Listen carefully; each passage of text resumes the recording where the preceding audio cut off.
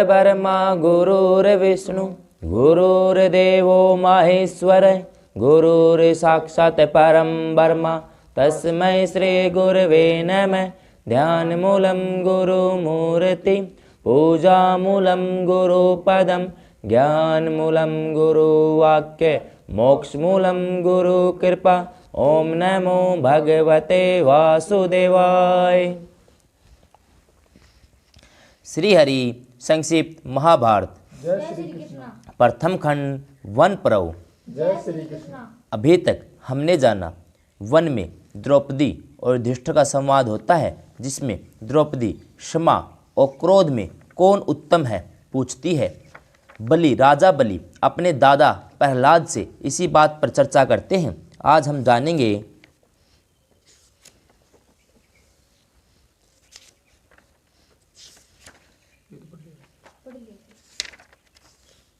युधिष्ठिर और भीमसेन के कर्तव्य के विषय में बातचीत।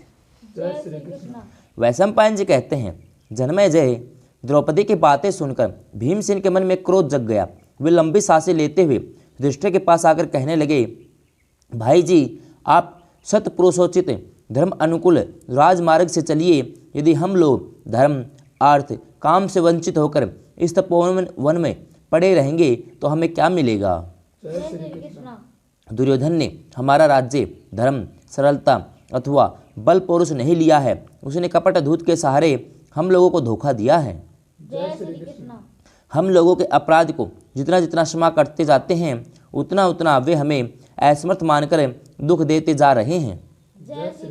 इससे तो यही अच्छा है कि हम लोग टाल मटोल न करके लड़ाई छोड़ दें। निष्कपट भाव से युद्ध करते हुए यदि हम मर भी जाएं तो अच्छा है, क्योंकि उससे हमें अमर लोकों की प्राप्ति होगी।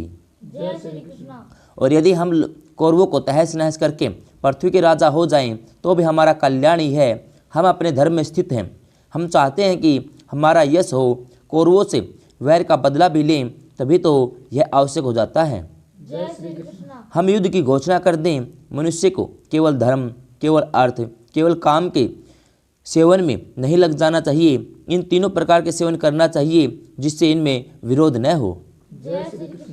इस विषय में शास्त्रों ने स्पष्ट रूप से कहा कि दिन के पहले भाग में धर्म आचरण, दूसरे भाग में धनोपार्जन, सायंकाल होने पर काम सेवन करना चाहिए।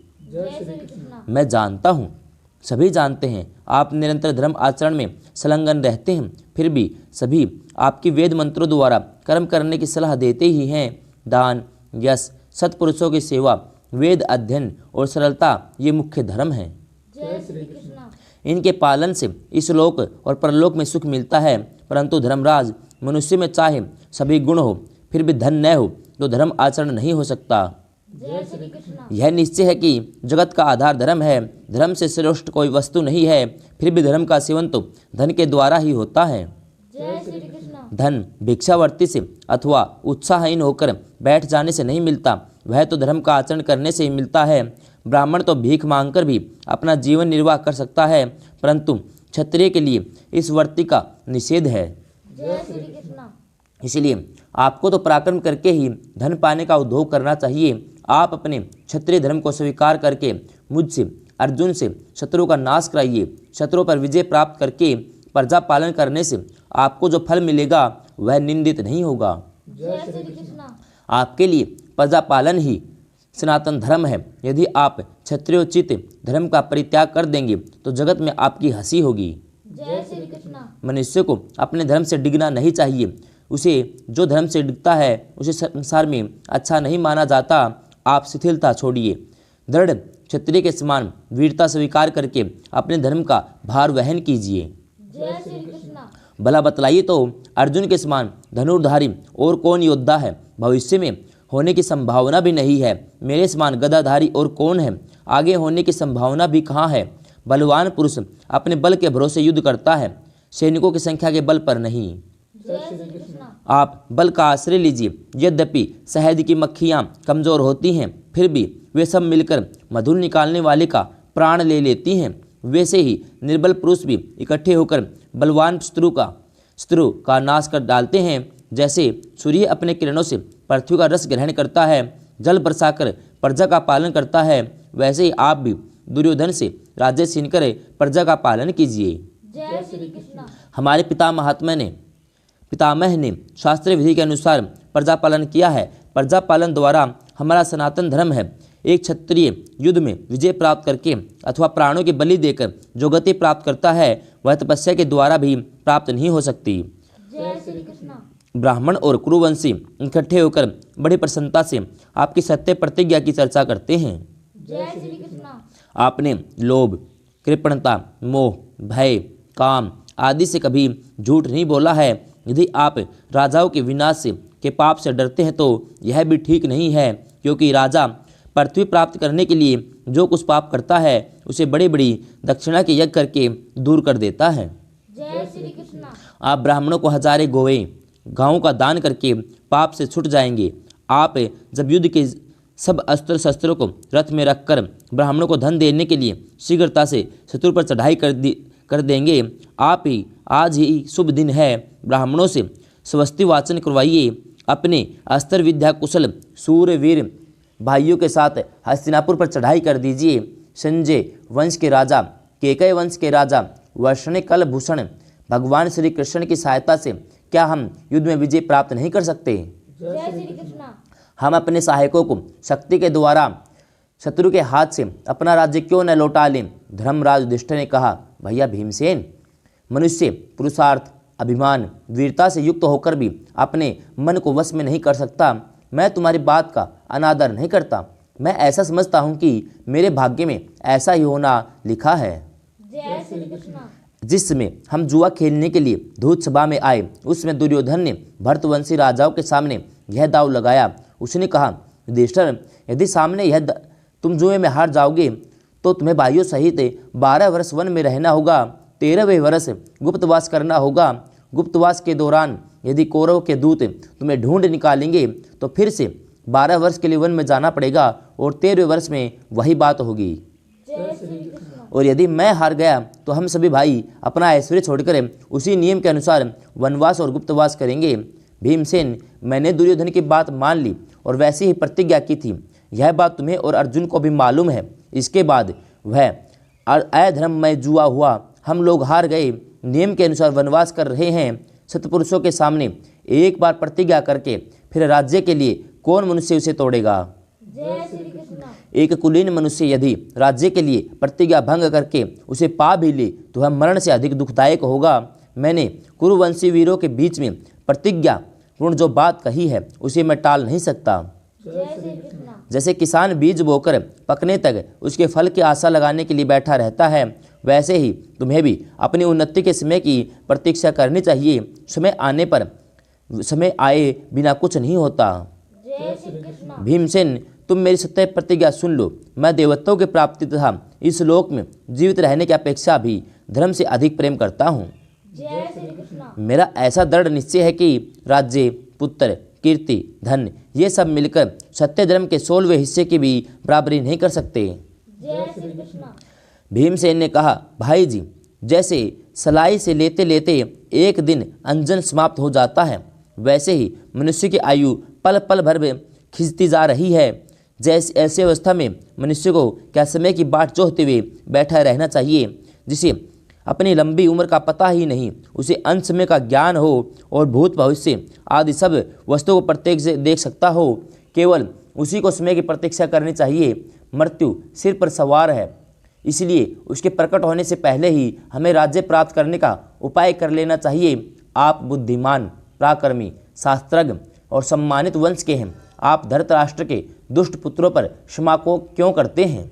जय श्री कृष्ण। इस तरह चुपचाप बैठकर विलंब करने का क्या कारण है? हम लोगों को वन में गुप्त रखना चाहते हैं। यह तो ऐसा ही है जैसे कोई घास के पुल से हिमालय को ढकना चाहे।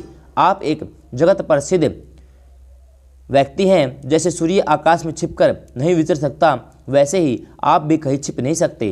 जय श्री कृष्ण। अर्जुन, नकुल अथवा सहदेव भी एक साथ रहकर कैसे छिप सकेंगे? भला यह राजपुत्री द्रौपदी कैसे छिपकर रहेगी? मुझे तो बच्चे और बूढ़े सभी पहचानते हैं। मैं 1 वर्ष तक गुप्त कैसे रह सकूंगा? हम लोग अब तक वन में 13 महीने बीत चुके हैं। वेदों के आज्ञा अनुसार आप इन्हें 13 वर्ष गिन लीजिए। महीने वर्ष के प्रतिनिधि हैं, इसलिए 13 महीने में 13 वर्ष की प्रतिज्ञा पूरी कर सकते हैं। भाई जी, आप शत्रुओं के विनाश के लिए एक निश्चय कर लीजिए। क्षत्रियों के लिए युद्ध के अतिरिक्त कोई धर्म नहीं है, जय श्री कृष्ण। इसलिए आप युद्ध का निश्चय कीजिए। जय श्री कृष्ण। कुछ समय तक सोच विचार करके युधिष्ठिर ने कहा, वीर भीमसेन, तुम्हारी दृष्टि केवल अर्थ पर है, इसलिए तुम्हारा कहना भी ठीक ही है, परंतु दूसरी बात यह कह रहा हूँ, केवल साहस ही नहीं, कोई काम नहीं करना चाहिए। वैसे काम से तो करने वाला दुख भोगना पड़ता है। कोई भी काम करना हो तो भली बातें विचार करके युक्ति और उपायों के द्वारा करना चाहिए, फिर तो देव भी अनुकूल हो जाते हैं। प्रयोजन सिद्धि में कोई संदेह नहीं रहता। बल एवं घमंड से उत्साहित होकर बाल सुलभ सफलता के कारण तुम जिस काम को प्रारंभ करने के लिए कह रहे हो, उसके संबंध में मुझे बहुत कुछ कहना है।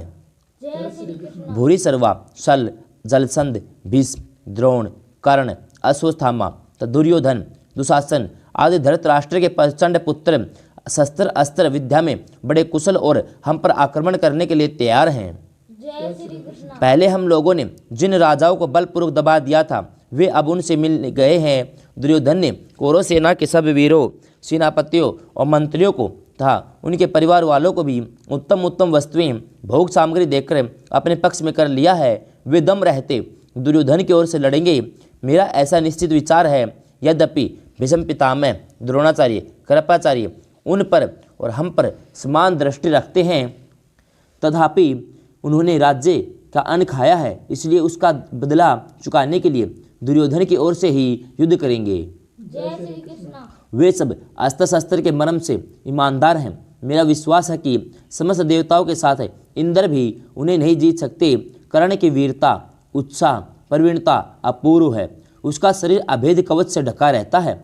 उसके जीते बिना तुम दुर्योधन को नहीं मार सकते। जय श्री कृष्ण। इस प्रकार भीमसेन के साथ युधिष्ठिर बातचीत कर ही रहे थे कि भगवान श्री कृष्ण द्वैपायन वेद व्यास जी वहां आ पहुंचे। जय श्री कृष्ण। युधिष्ठिर को व्यास जी का उपदेश प्रतिस्मृति विद्या प्राप्त करके अर्जुन की तपोवन यात्रा और इंद्र द्वारा परीक्षा। जय श्री कृष्ण। वैशंपायन जी कहते हैं, जन्मेजय जी, पांडवों ने आगे बढ़कर वेद व्यास जी का स्वागत किया। उन्होंने व्यास जी को आसन पर बैठाकर बुद्धिपूर्वक उनकी पूजा की। वेद व्यास जी ने धर्मराज युधिष्ठिर से कहा, प्रिय युधिष्ठिर, मैं तुम्हारे मन की सब बातें जानता हूँ, इसी से इसमें तुम्हारे पास आया हूँ। तुम्हारे हृदय में भीष्म, द्रोणाचार्य, कृपाचार्य, कर्ण, अश्वत्थामा और दुर्योधन आदि का जो भय है, उसका मैं शास्त्रोक्त रीति से विनाश करूँगा। तुम मेरा बतलाया हुआ उपाय करो, तुम्हारे मन का सारा दुख मिट जाएगा। जय श्री कृष्ण। यह कहकर वेद व्यास जी युधिष्ठिर को एकांत में ले गए और बोले, युधिष्ठिर, तुम मेरे शरणागत शिष्य हो, इसलिए मैं तुम्हें मूर्तिमान सिद्धि के समान प्रतिस्मृति नाम की एक विद्या देता हूँ। तुम यह विद्या अर्जुन को सिखा देना। इसके बल से तुम्हारा राज्य शत्रु के हाथ से छीन लेगा। अर्जुन तपस्या और पराक्रम के द्वारा देवताओं के दर्शन की योग्यता रखता है। वह नारायण का सहचर महातपस्वी ऋषि नर है, इसे कोई जीत नहीं सकता। यह अच्युत स्वरूप है, इसलिए तुम इसकी अस्त्र विद्या प्राप्त करने के लिए भगवान शंकर, देवराज इंद्र, वरुण, कुबेर और धर्मराज के पास भेजो। जय श्री कृष्ण। यह उनसे अस्त्र प्राप्त करके बड़े पराक्रम का काम करेगा। अब तुम लोगों को किसी दूसरे वन में जाकर रहना चाहिए, क्योंकि तपस्वियों को चिरकाल तक एक स्थान पर रहना दुखदायी हो जाता है।